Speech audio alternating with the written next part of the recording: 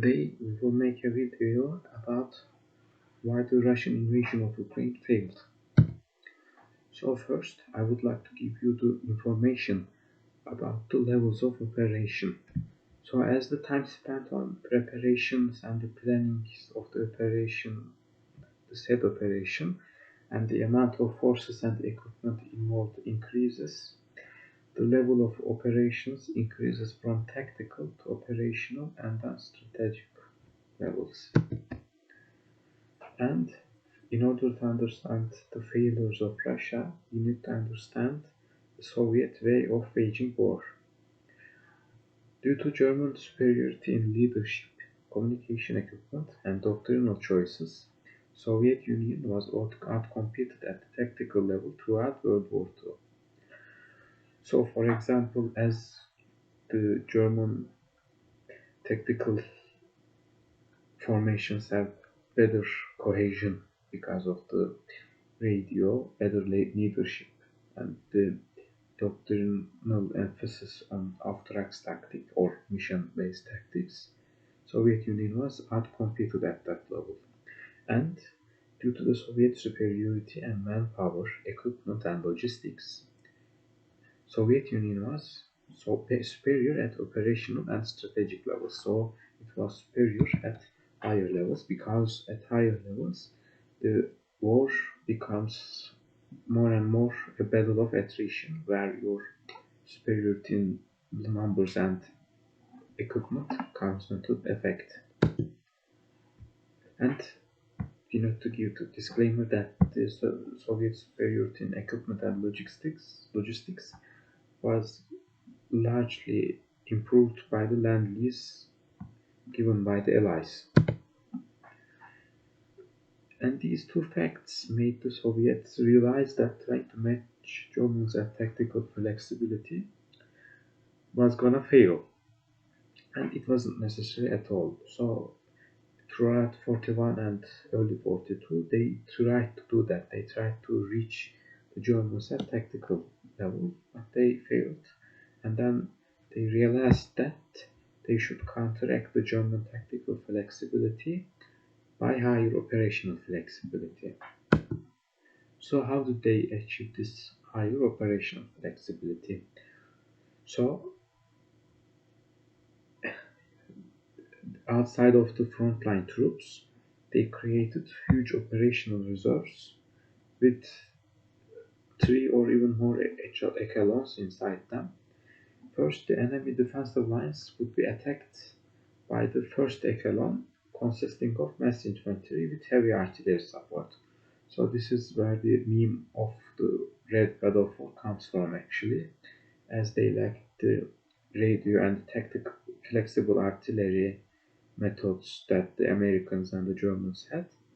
They were mostly relegated to pre-planned artillery tabulations and mass artillery fires on defensive lines. After breaches occurred in enemy defensive lines in multiple points, the second and third echelon troops, consisting of highly mobile troops, would start pouring into these breaches. What this meant was that after gaps were opened in the defensive lines of the Germans, the tanks and mechanized formations of the Soviets would start advancing into the operational depth, and they would be supported by the combat aviation.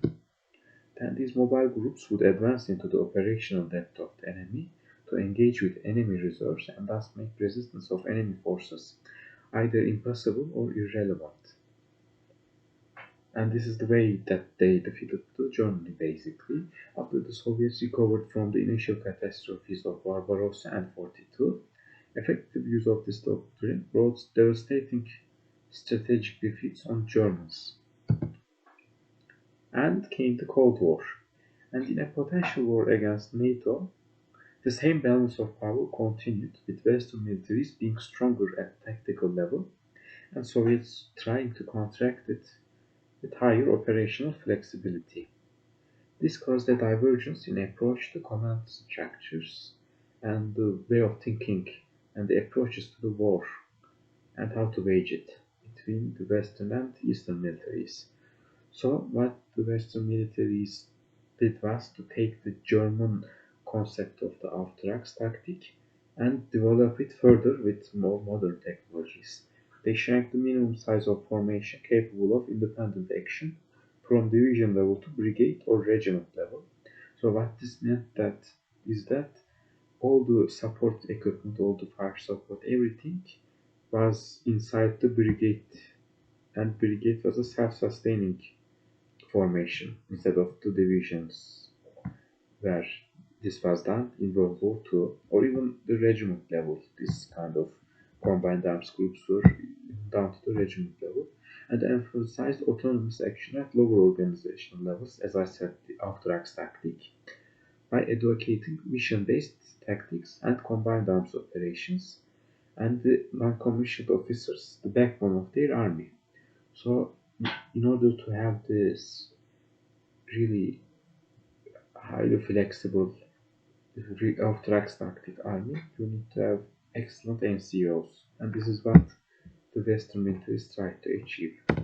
Soviets, on the other hand, kept the minimum autonomous organizational level at division and embraced a much stricter chain of command with less emphasis on combined arms operations and instead relied on extensive planning to make up for the shortfall.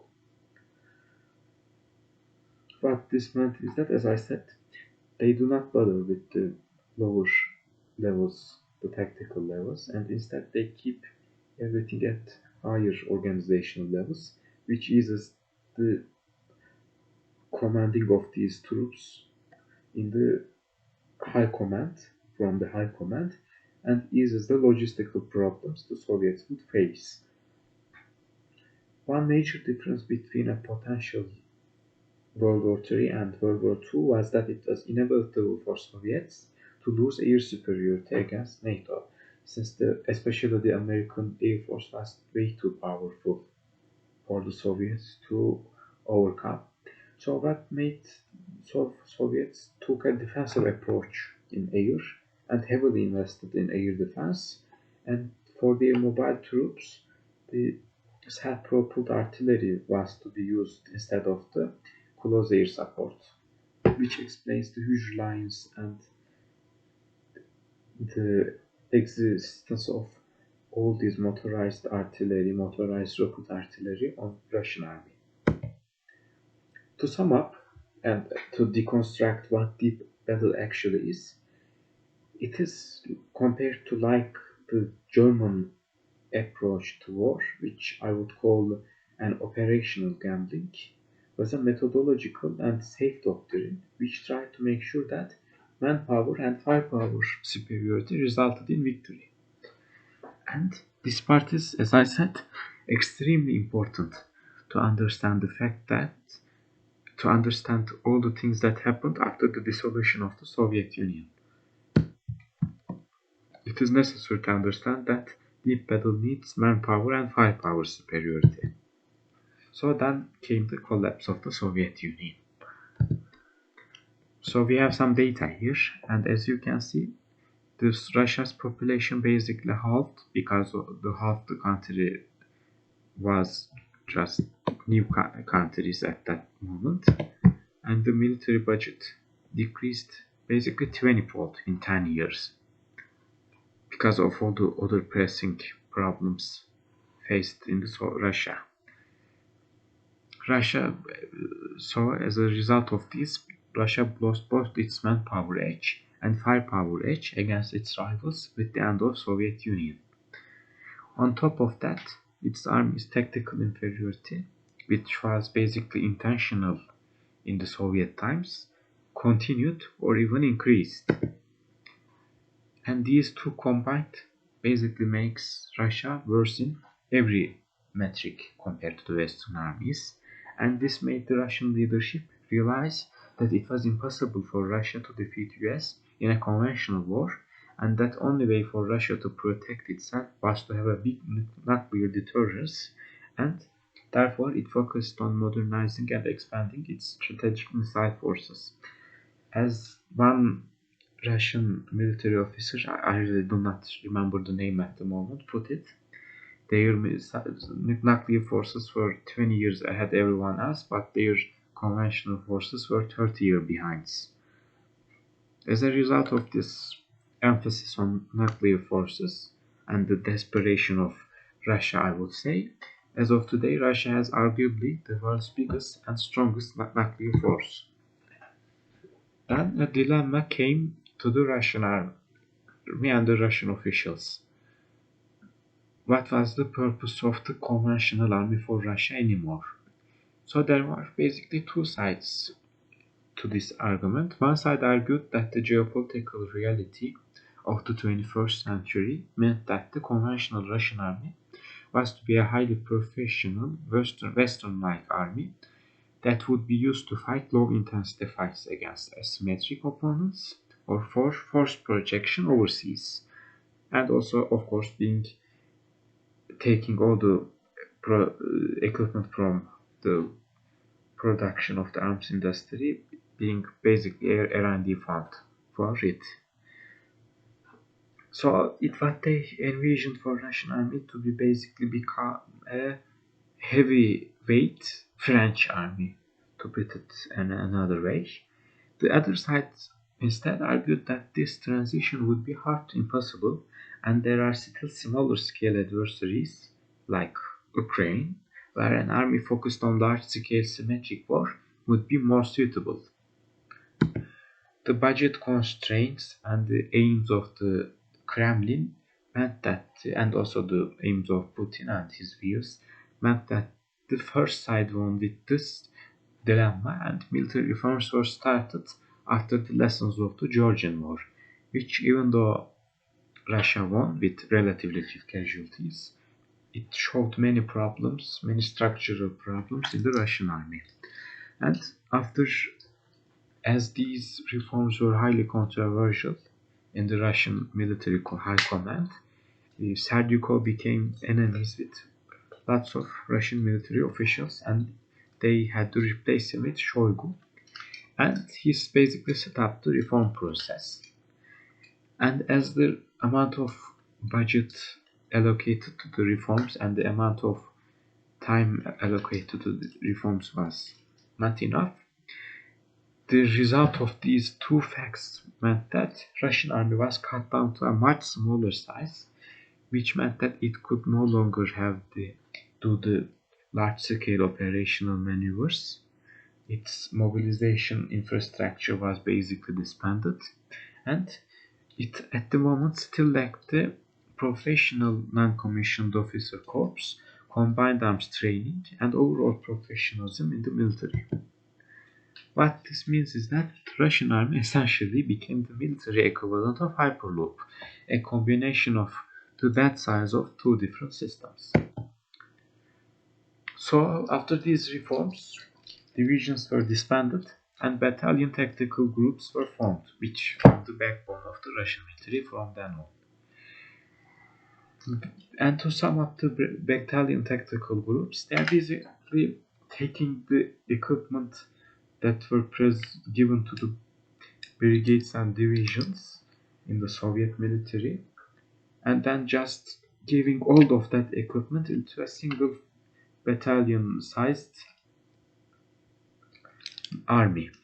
And the lack of NCO corps and tactical flexibility didn't hurt the Russian army in the first time in Syria and war in Donbass, because in these wars, what these battalion tactical groups were they were attached to the militia, the lightly armored militia, which were already fighting, and it basically became a boost to these militia formations in the firepower, in armor.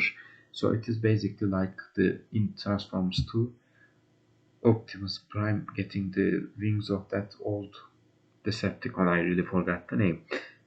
So it was a really bad comparison. So moving on. But this obviously failed in 2022 because there was no militia forces to be attached to give these formations the necessary amount of infantry, the meat, you would say, to to achieve the combat proficiency needed to defeat Ukraine. These battalion tactical groups and their equipments became vulnerable to Ukrainian attacks, as Ukraine's manpower dense light infantry forces infiltrated and isolated the BTGs, and their equipments became sitting ducks. Thanks for watching. I will continue this series with more videos coming in a really short time. And if you like the video, please like and subscribe and leave a comment below. I would really appreciate that. And I hope that you have a nice day.